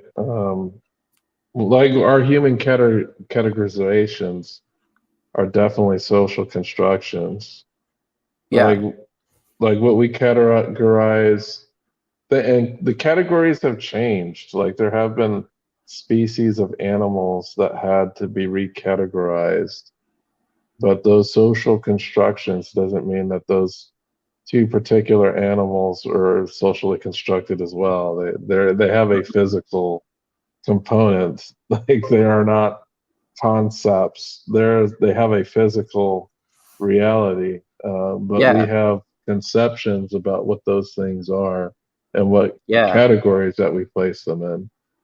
And another way that's reality is socially constructed and how our social constructions of reality change based upon the way that we learn that we were wrong about the way physical reality is when I think it's when we switch to the heliocentric model of the universe. I think that's the word for Yeah, the because we sun used centric. to yeah, because we used to believe that the Earth was the center of the universe, and people have even gotten executed for suggested that the sun actually is the center of the universe. And then we had this socially constructed reality that the Earth is the center of the universe, and then our socially constructed reality of what qualifies as reality changes when we learned that the physical universe itself is different from our socially constructed definition of universe, in that the sun is actually at the center of or our galaxy, rather, not universe, rather Yeah, than solar system. the Earth. Yeah. Well, even saying that the sun is the center of the galaxy, that would be also debatable. I'm just saying, like, Yeah. if heliocentrism, like when you say heliocentrism, are you talking like even heliocentrism is incorrect, is what I'm trying to say. What do you mean? Heliocentrism is saying that the sun is the center of the universe, which it isn't. Oh, yeah. Is it though? I think I just misspoke there. Isn't heliocentric saying that the sun is at the center of our galaxy? When it was when the concept occurred, when it was pushed by Copernicus and Galileo, they were saying that the sun was the center of the universe. Oh, Uh, okay. Yeah, that's yeah, true. That is wrong also then. Yeah. yeah. So both geo and heliocentrism are incorrect. Okay. Neither the sun nor the earth are the centers of the universe. Right. But Yeah, that's even true. then, do we even know where the center of the universe is? I don't know. That's a good question. Let me ask Google real quick, because I don't even know if we know that. Where is the center of the universe? Um, There is no center of the no universe. center. There is no center. So it's possible. It is possible that helio and geocentrism could be correct. There is no center to the expansion of the universe. It is the same everywhere. Yeah, So there's just no center at all. apparently. Hmm. Yeah, every like headline I'm going to here in brief description of it says that there is no center of the universe. Hmm. That's really interesting. Yeah, that's weird. Cool. Yeah. Oh, so I guess they are both incorrect then. Yeah. Neither are correct. Neither heliocentrism or geocentrism are correct. Yeah. Interesting. Yeah. I didn't know that heliocentrism was wrong. I thought it was, oh yeah, the sun, but it's not. Yeah. Yeah. I didn't know According that to, either. oh, okay. Heliocentric, having representing the sun. Well, I guess if you say it's heliocentric, if our solar system is heliocentric, you can say that. But if Yeah. you say the universe is heliocentric, then that would be correct. Incorrect. Yeah. So when it occurred, when that term was in debate, they were actually wrong. Mm-hmm. So they had an ink. They were more correct than the church, probably. But even then, neither of them were right. So Yeah. it's pretty interesting to think about it that way. Mm-hmm. All right. Did you have anything more to say about the Hunter Gatherer's Guide? Well, the only other criticisms that I had similar to the monogamy and casual sex being bad for everyone claim was that they also claim that porn and BDSM are inherently bad for everyone, which again, I think is just such a stupid, massive generalization that certainly does not apply to everyone because there's so much individual variation among people. And even if you look at porn as a drug, most people do not get addicted to it. They just use it in moderation and don't get addicted to it. It's not actually that difficult to look at porn and jack off sometimes, but not have it take over your entire life. And in terms of BDSM, there are also plenty of people who do some fucking stuff that seems like really crazy and weird sexual shit to many of us, but there's still completely psychologically healthy people and would seem like what we would call normal in every other way. So it's just a massive oversimplification and generalization to say that these things are bad for everyone. If you want to use porn or have fetishes or shit like that, I think you should do that as much as you want, as long as you don't let any of that take over your life or destroy your life or in any way. Like maybe similarly to polyamory, you might not want to do a bunch of BDSM stuff when your kids are home, but Mhm. yeah. Yeah, I'm gonna say something interesting that this reminded me of. I remember going to high school, and when you're in high school, typically the first period is the period where you would hear teachers rant about random shit. I don't know why it was always first period, but it seemed like they would always need to get something off their chest from what happened like the night before. Oh, really? So, yeah, this happened to me in a lot of different classes. Like my first period teachers tended, like if something happened the night before, they tended to rant about it like in the first period. Okay. But anyway, I had this economics teacher named Don LeCompte. And one morning he ranted that, and this is economics class, folks. I was a senior, and he started to rant by saying masturbation was God's gift to man. What? Yeah, talk about fucking awkward. Wow. And this is not a health class, this is economics. And Wow. he started to justify that statement by saying it keeps you monogamous because you don't cheat and stuff like that. And I didn't think Oh. about this at the time, but now that I'm thinking about it now, why the fuck would he just kind of randomly rant about this in the first period Yeah, class? So yeah, my guess is like he got caught jacking off by his wife and got in like big trouble or something like that. that's entirely possible. That probably has to be the reason. Like, why would he rant about this in the first period class if that wasn't the case? Yeah. I Like, we don't think talk about those topics in economics, so maybe he has a uh, point though. Maybe if you I don't know, if you go jack off before you go to the company Christmas party with a whole bunch of hot chicks that you like, maybe you'd be less likely to try and cheat on your wife. I think Rogan probably didn't he say something like that? He said he's talked a lot about how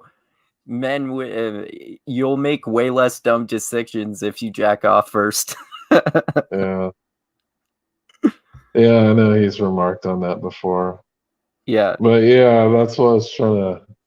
I thought that was an interesting segue regarding that. Like and basically, it's kind of like a support for the porn argument yeah. that it keeps you monogamous. But Well, some, like especially if you're like a really lonely guy and you're socially awkward and you have trouble getting laid and you don't want to break the law to have sex with a prostitute, which again, I think that should be legal anyway, but if you don't want to do that, then well, it seems like probably a pretty good thing that you can have porn and not I mean, you can still jack off without porn, of course, but it's better that way, and you can sexually enjoy yourself without, and maybe you're less likely to try to rape someone because of that too, and or make it, and maybe you're more likely to be happy and less depressed about not getting laid and that sort of thing.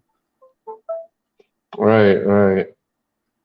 So, any more like I think I've kind of expressed mostly of what I've expressed. So the only thing I changed on basically after reading the book was that I somewhat agree that the preferable method would be monogamy. I'm not saying everybody should do it, but I think it's our society, at least in the United States, is built around that. And if you don't choose that, then you might have a hard time. I'm not saying and the family structure for a non-monogamous couple. You either have those that attempt monogamy and get divorced and end up having to deal with step parents or a single parent, or I guess you got to weigh what's better for the child. Attempting to have a step parent, and then there's issues there as well. Yeah, Um, like this, you kind of have a less likelihood of having like a step parent isn't always a good substitution for a biological parent. Sometimes it yeah, can be, but that's not always the case. And it could actually be worse than being a yeah, for single sure. parent, depending on if that person isn't a perv and weird. Yeah, Um, or having to deal with a family structure that is not orthodox or supported by society. So I guess it just depends.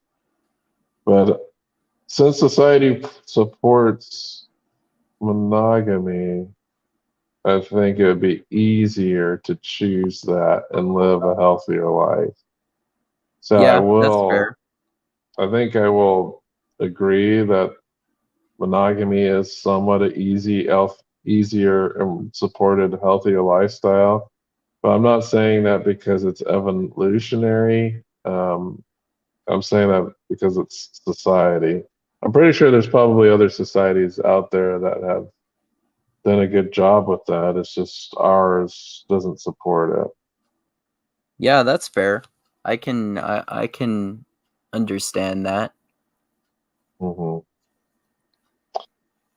Um, So yeah, that's what I changed on. So I upgraded to 3 stars from 2. Um, the reason I gave it 2 last time is because of how triggered I was about the postmodernism stuff. But I think there's some like good stuff in there and there's some bad stuff in there. I wouldn't, yeah, that basically that's what we're saying here. Yep. Yeah, I would say so. Um, so how many stars are we gonna give this thing? I still gave it 2 stars because the again the earlier parts about evolution were good, but a lot of the prescriptions just really annoyed me. So the annoyance of the prescriptions weighed a lot on your decision. Yeah, that outweighed the earlier parts of the book that I enjoyed. Okay, okay. All right, so 2 stars from Andrew, 3. Would you recommend this to anybody? Yeah, I would say I would say it's still worth reading, and especially if you're someone who disagrees with us or me about their how much evolutionary validity there actually is behind their prescriptions. You probably would like it a lot more if you're more of like the IDW type of person, or even if you disagree with them more than we do, it's good to get into the details of arguments of people you disagree with and see that they have more sophisticated reasons behind their arguments than you might have thought they do, at least, if nothing else. Hmm. Yeah, for sure. Um, I guess I would recommend it to, I don't know, definitely not to young people. I don't think this really applies to them at all, Yeah. to be honest. Um, it's probably better for more like family-oriented people, even though it or maybe someone who's thinking about starting a family or thinking about um, getting a little bit more, after their oats have been soiled, they kind of want to settle down and see what life is about. Um, and they want to pursue, starting a family with kids, even though that they might not be in a relationship, but they want to kind of look down the road a little bit. I think this is probably something to check out. Yeah. All right. Do you want to talk about any of the books that you read recently? Yeah, of course. Y- oh yeah, well, right now I am reading Pride and Prejudice and Zombies Dreadfully Ever After, which is Hmm. the sequel to Pride and Prejudice and Zombies, of course, the kind of basically book that's Pride and Prejudice and or Pride and Prejudice plus Zombies, and it's kind of a parody, but it's done in kind of a serious way too, which and I think the whole series there are 3 books in the series. I think they're all good. Pride and Prejudice and Zombies, and the prequel, which is Pride and Prejudice and Zombies Dawn of the Dreadfuls, and then this one is the sequel to Pride and Prejudice and Zombies, which is Dreadfully Ever After. And I think Pride and Prejudice and Zombies was the first one that was written, if I understand correctly. And I think in the order they were written, because the prequel was written after that, I think the author has gotten progressively better, which is cool because I like so far in this book, I think the plot is much more interesting, and there are different groups of characters doing things simultaneously, and there are more twists and turns, and there's conspiracy, and I just like the whole aspect of the way they go about killing zombies in this Victorian era. They learn all these deadly arts of Shaolin kung fu and stuff like that to use on zombies, along with swords and muskets. So the way they kill zombies, of course, is really good too. Yeah, I like this book and the all 3 books in the series. So they use swords and muskets. Yeah. Man, the muskets must take a while to like reload and stuff. Yeah, they often there have been a few battle sequences where they'll fire one shot from a musket or a little like flintlock pistol, and then use it to bludgeon the zombies to death. Because if they don't get a headshot, then they kind of have to, right? Yeah, exactly. So do they know to shoot from the to the head and in that time period? Yeah, they figured it out. The zombie Okay. apocalypse has been going on for a while, so most people have known that for a long time. Okay, so they know you got to shoot them in the head. Yeah, for sure. Hmm. Yeah, I also yesterday I listened to some short stories by a few people. I listened to I listened to a few by Stephen King and a few by Ray Bradbury. A few of them were science fiction and a few of them were horror. I wasn't really a huge fan of those, but I also listened to this one by Joe Hill, who is that author who's the son of Stephen King and also writes some really interesting horror. He Mhm. I think it was called The Black Phone, and it's about it's basically about this serial killer who kidnaps and murders children, and it's from the perspective of a child who wakes up in this murderer's basement, and there's a black phone in there, and it rings, and when you answer the phone, the people who are talking to you are the dead children who have been murdered, and the dead children are somehow trying to help this kid escape. And that was a really interesting short story for sure. That's pretty macabre. Yeah. Yeah, he's a good author. I don't like him as much as Stephen King, but I would say his books that I've read so far are almost as good as a lot of the Stephen King that I've read. He's Hmm. definitely a good author.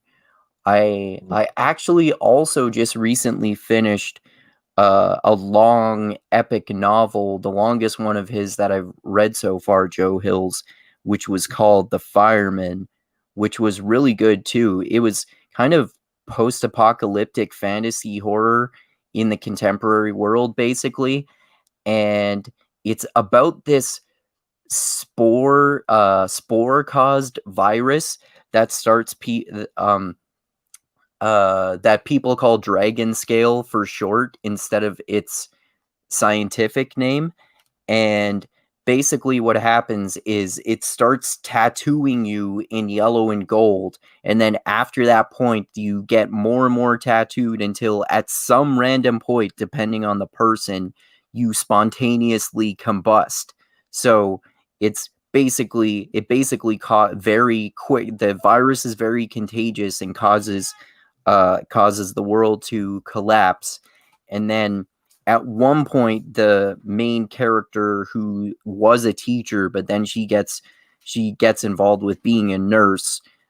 I guess without getting into too much spoilers, the some of the characters get involved with this separatist cult, who is led by the fireman, the title character, who has learned to control the virus to be able to basically use it as a weapon and to defend people, so he can like throw fireballs at people and shit like that. So and that's just this and that's just the start of where the story goes. So that's a really good book too.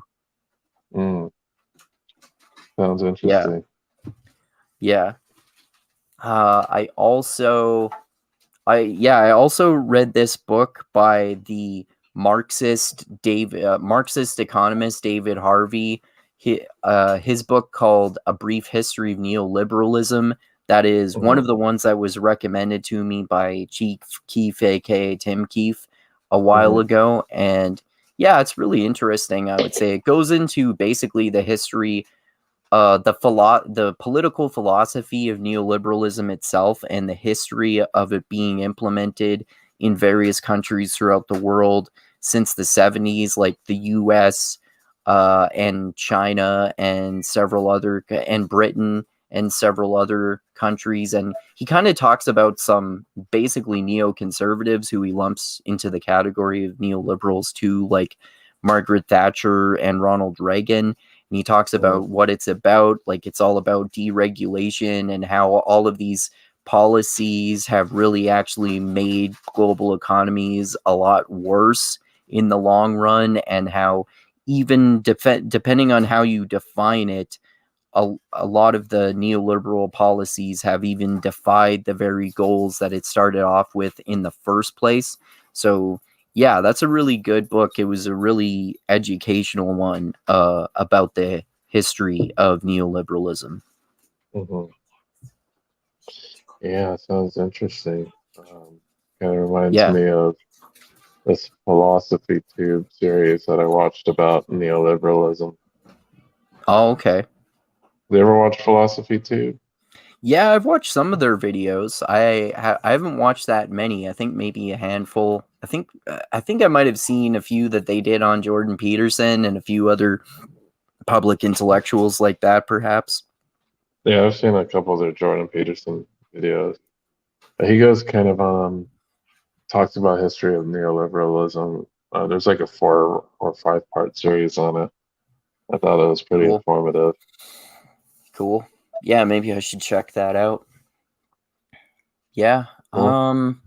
So, I guess that's all I can think of off the top of my head that I read recently, other than rereading A Hunter-Gatherer's Guide to the 21st Century, of course, and then I reread Six of the Dust recently, of course, before we talked about it on my channel yesterday.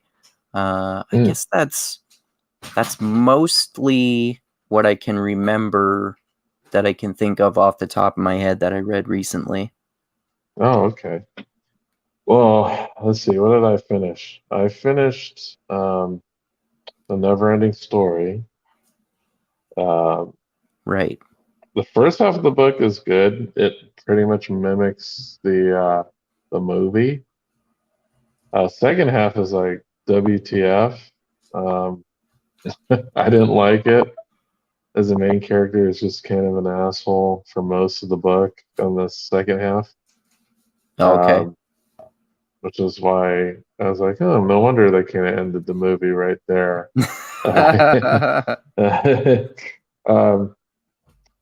But I was, yeah, it's interesting. Like, it's definitely YA.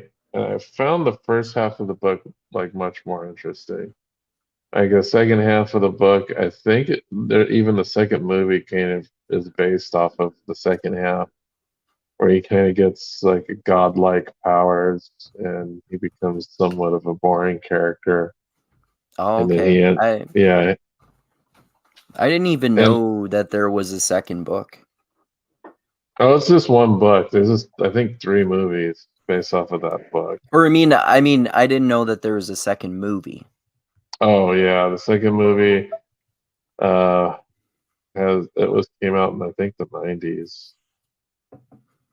Well, it was okay. I give it 3 stars. I was also I also finished Preventing the Next Pandemic by Peter Hotez.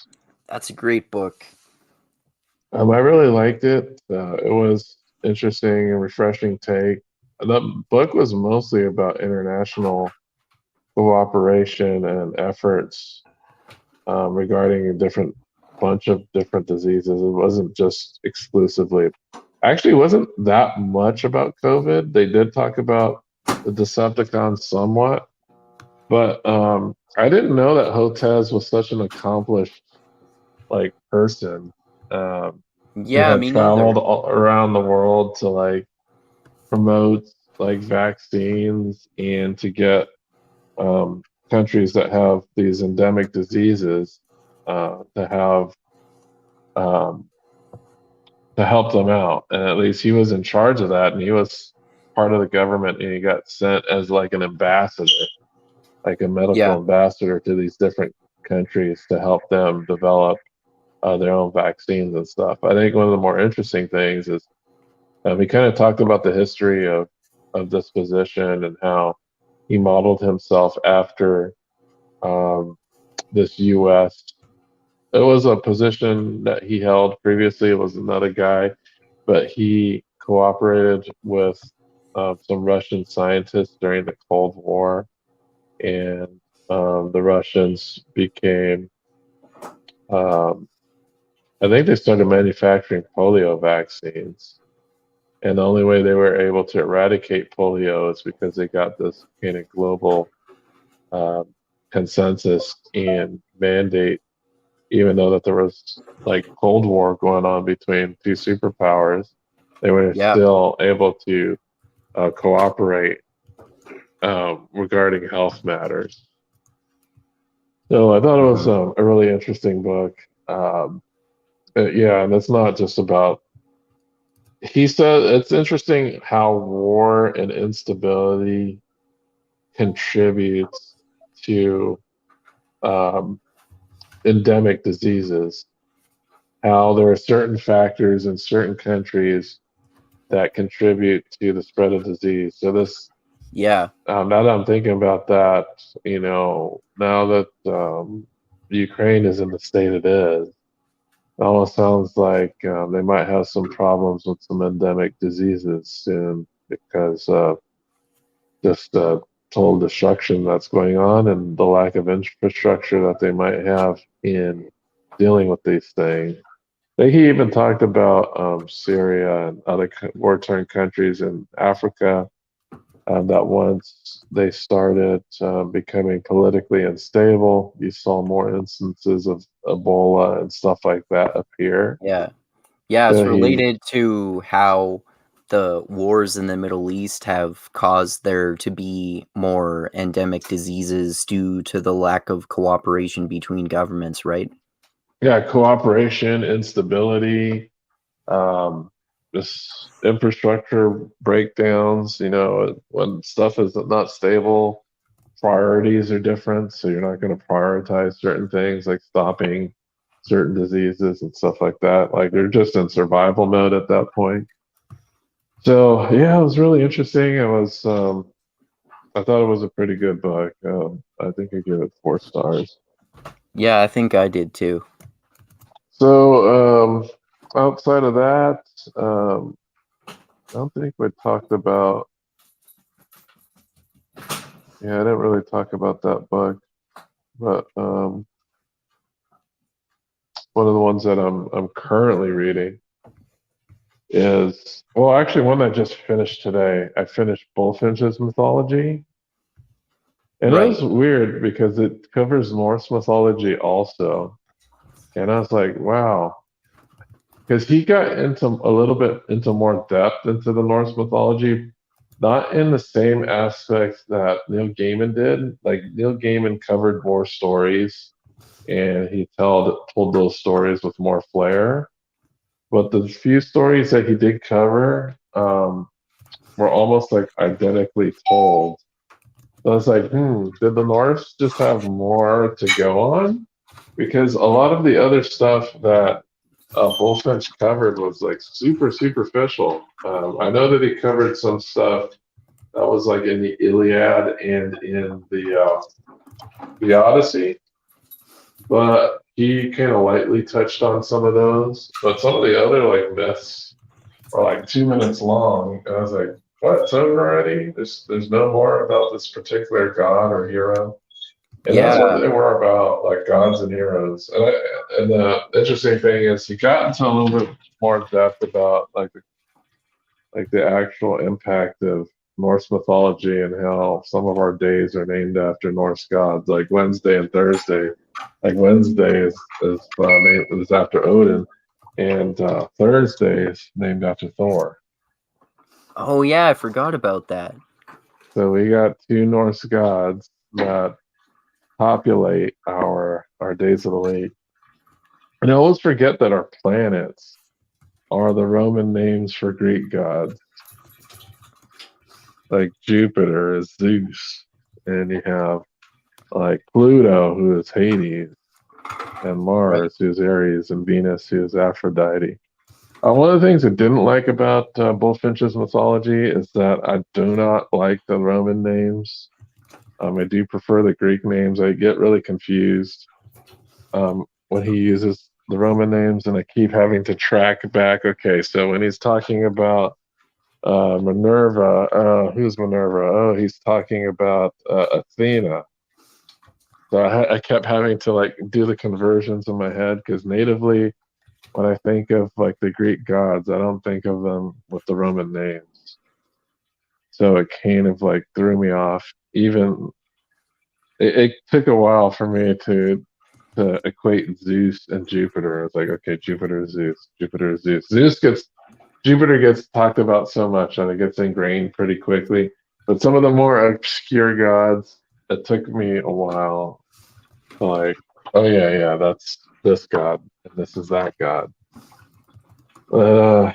Yeah, Bullfinches, it's okay. He sprinkles like so much Paradise Lost in there though in poems. I was like, what? Oh, It's like after every single myth, it's like, oh, let me do this Paradise Lost interpretation of this particular myth. I was like, oh, that's enough of this Paradise Lost stuff because it's just poems he's reciting, right? right, right. Yeah, I read Paradise Lost once, and it was pretty boring to me. Is this a poem, right? Yeah, it's a long epic poem. Okay. Well, do you know when it was written? That's a good question. I'm not sure. It was a long time ago, maybe the 1500s. I'm gonna look it That up. long ago? Holy crap. I think it's pretty fucking old. Let me see. Oh, 1667 actually. Yeah, So that's pretty old. 1600s. Yeah. So, yeah, they covered a little bit of Egyptian and a little bit of Indian and Indian mythology. But yeah, it was pretty interesting. The vast majority of the book is mostly about Greek mythology. It's only until you get to like the last couple chapters that he talks about these other mythologies, like Norse and Indian and Egyptian. Right. And then the thing that I'm reading now that I'm not done with is Faces on the Bottom of the Well from Derek Bell, who's known as being the founder of critical race theory. So the book itself is not even a CRT text. It's just like a fiction story, but I don't consider Derek Bell a very good fiction writer.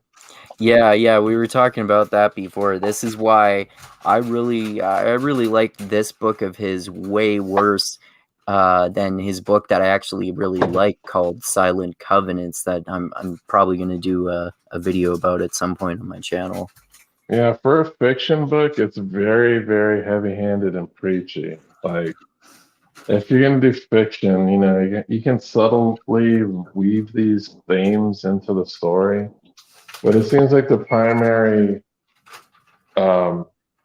the primary reason he wrote this was to express like particular political views. It wasn't like the story was the thing he carried about the most. In the dialogue between all the characters, it's like, okay, all these characters sound like they're lawyers talking to each other, which can seem kind of strange. So yeah, I'm gonna get through it, but I was kind of expecting something else. I did not know that this was a fiction story. I was expecting like some type of nonfiction CRT arguments or something. Yeah, that's why Silent Covenants is way better for that. All right. And then I'm starting to work back on Winter's Arch for. I'm listening to the chapters I had read previously to get prepared for our next week. But I am continuing to read this book. Man, we're in book 9. Jeez. Yeah. But yeah, So that's 5 more books pretty to much go it. after that. Yeah, I can't wait to get to the juicy Sanderson ones. Yeah, But I think those the are good. Sanderson books are just paced a little bit better Hmm.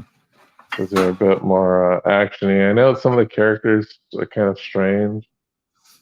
Perrin becomes like a Super Saiyan, basically, in the dream world, like Super Saiyan Perrin in Dream World. Um, like Matt gets more goofy and weird. Yep. Um, Rand becomes Zen Rand. But like Yeah. I think all the action and combat sequences get major upgrades though. Yeah, for sure. Because you don't get any sword form descriptions for the sword fights anymore. You get like actual like sword fights. Yeah, that's cool. I like that because just the description of the sword forms is less interesting. Yeah, and more detailed combat. You get some new characters that were created by Sanderson. I think one of my favorite moments from the last three books is when Androl like unleashes the freaking lava waterfall on everybody. Yeah. He's like the master of gateways. He sucks at everything else except gateways. Yeah. He's just a beast when it comes to those gateways. But Yeah. yeah, I can't wait. And then we got quite a while until season 2, right? Yeah. And probably by the sounds of it, as you and Tristram and I were discussing, maybe we'll be starting to do the analyses of the episodes of The Lord of the Rings, Rings of Power on my channel, season 1 of that before season 2 of Wheel of Time. Yeah, and that should be coming soon. When is season 1 release for the Rings of Power? I'm pretty sure it's November. Oh, that's still pretty far away too. Mm-hmm. November? I thought that's when Wheel of Time was coming out. Maybe it's September. I'll double check right now. The Rings. Yeah, because Lord of the wow. Rings of Power. Do. Because Oh yeah, originally I thought, September 2nd. Yeah, it is September. well, when is the next Wheel of Time coming out? I'll look up that too.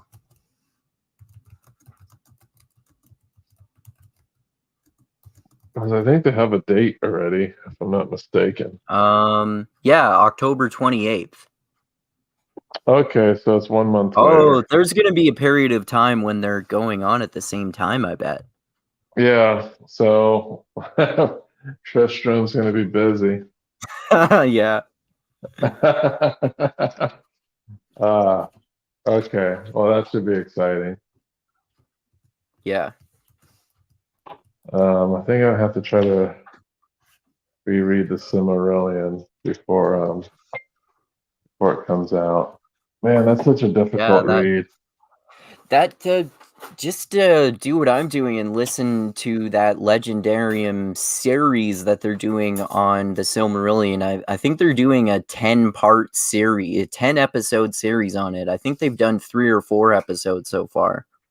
Yeah, maybe I might just do that. I remember the difficulty I had last time reading the Silmarillion because some of it is just super dry.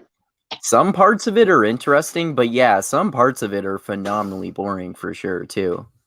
Yeah, because there's like one chapter I remember that all it does is describe geography. I was like, Yeah. Jesus, man. Yeah. Like, yeah, it's glad to know that where the I don't know what they're called, the Chrysogrim, where the eagles live. I was like, oh, that's where they're at. Okay, interesting. Yeah. But yeah, it's pretty super dry. Yeah. All right. So sounds like we're about ready to sign off here. Do you have any Alrighty. plugs that you want to push?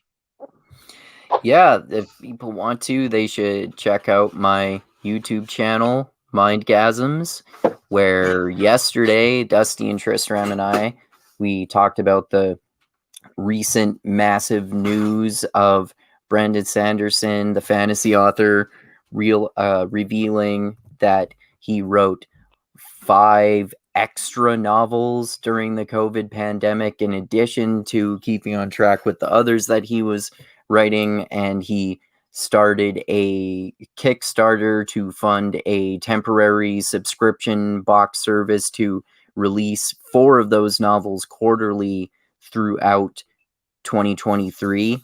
And we also talked about the short story called Six of the Dusk, which was Dusty's pick out of the Arcanum Unbounded collection of short stories by Brandon Sanderson, which is a fantasy, kind of a sci-fi fantasy short story about birds that grant people magic powers on a monster island.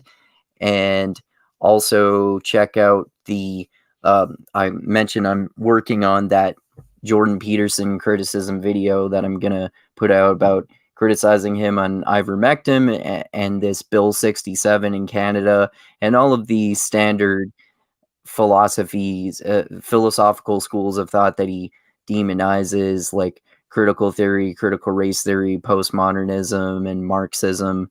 And how he says these are supposedly attached to the bill as well, and which I'm pretty sure they're not. So I'm going to go into that. And also this Wednesday, ideally, I'm going to be talking with Ben Burgess again, the leftist writer, podcaster, philosopher, and YouTuber, and political commentator. And we're going to talk about the anti-capitalist left-wing history of anarchism that anarcho-capitalists never mention, along with what I see to be as philosophical faith claims and tautologies that do not measure up to empirical economic observations in Austrian economics that the anarcho-capitalists love. And I wanted to talk with Ben about the whole Russia-Ukraine situation too, and I thought it would be interesting to talk about a specific philosophical aspect of it as well, which is related to this philosopher named Alexander Dugin, who I thought was interesting when I've listened to him on Thaddeus Russell's podcast, The Historian, and also I've seen Michael Millerman, another philosopher, comment on Alexander Dugin on Thaddeus Russell's podcast, and I thought his thoughts were interesting because he kind of sounds like a postmodernist, but he's kind of a postmodern conservative in a way. And I thought it would be interesting to talk to Ben Burgess about that, because I didn't know until I heard him talk about it on his recent episode with Nathan Robinson, and I think maybe 1 or 2 other episodes, that Alexander Dugin is apparently credited for being a huge influence on Putin. And apparently he's also considered to be a right-wing reactionary by people like Ben too. So all of those topics will be very fun to get into. So check that out as well on Mindgasms. So Alexander Dugin is an influence on Putin? Yeah, people disagree rather about the degree to which he is an influence on Putin. Some people think he's a major influence, and some people think he's less of an influence. But in some way, it seems like he has been an influence on whatever Putin's philosophy is. Interesting. Mm-hmm. All right. I was going to ask you too, because we forgot to do a ranking. So how do you rank the 3 short stories? Oh yeah, on the Arcanum Unbounded ones? Yeah. Yeah, I would say, I guess my favorite one is Shadows for Silence in the Forests of Hell. I'm pretty sure I gave that one 5 stars, and I think I gave both of the other 2 4 stars, Emperor's Soul and Six of the Dusk, even though I like Six of the Dusk slightly more than Emperor's Soul. So I guess out of 3, I would say for me, Shadows for Silence of Hell is number 1, Six of the Dusk is number 2, and Emperor's Soul is number 3. What about you? I know Six of the Dusk is your number 1. Yeah. It was really tough for me for the 2 spot. And I gave Emperor's Soul the 2 spot because if I wasn't so biased about the pick that I made, I'd give Emperor Soul the number one. I think it is a very good piece of writing. For sure. Just amazing. Just the way that that story is constructed and the philosophy that goes into that story and the minimalism. And what I mean by minimalism, it takes place pretty much in a single room for most of that story. Yeah. I thought it was a really great exercise in writing. So I gave that a 2. Um, Shadows for Silence is very good as well. It's actually more my taste, but I had to give credit for the Emperor Soul because it's pretty much like a masterpiece. Um, I would have given it 1, but I really liked Six of Dust, so I gave that 1. And I kind of gave Emperor Soul 2 by default. Cool. But if I were to be super subjective about my ranking, I probably would put Shadows for Silence at 2. But Emperor Soul is just goddamn that has so much is right with it. Like it's not typically the types of story I like, but it's just an amazing piece of writing in general. So I just put it in the 2. Yeah, I get that. That's fair. My own rating is just entirely subjective on my part. But yeah, Emperor's Soul is really great too. And like I said, I gave Six of the Dusk and Emperor's Soul the same rating, even though I like Six of the Dusk slightly more. And I love all three of these stories even more than I did the first time I read them, as often, well, actually, as has always happened when I've reread anything by Brandon Sanderson so far. Yeah, because when I reread them, I also re-listened to Secret History Oh, okay. as well. Is that usually whenever I go back to Arcanum Unbounded, I was listening to the like Mistborn related stories. I always find those super interesting. Yeah. But yeah, Six of the Dust is pretty damn good. I love that story. Yeah, it's awesome. All right, so yeah, we can go ahead and wrap it up next week. Join us on our channels. I'll be talking about we'll do Will of Time, the next chapter, part 2 of the 3 parts we usually do for these books. So we'll be covering chapters. I think it was 11 to 22, if I'm not mistaken, or it might even be 11 to 23.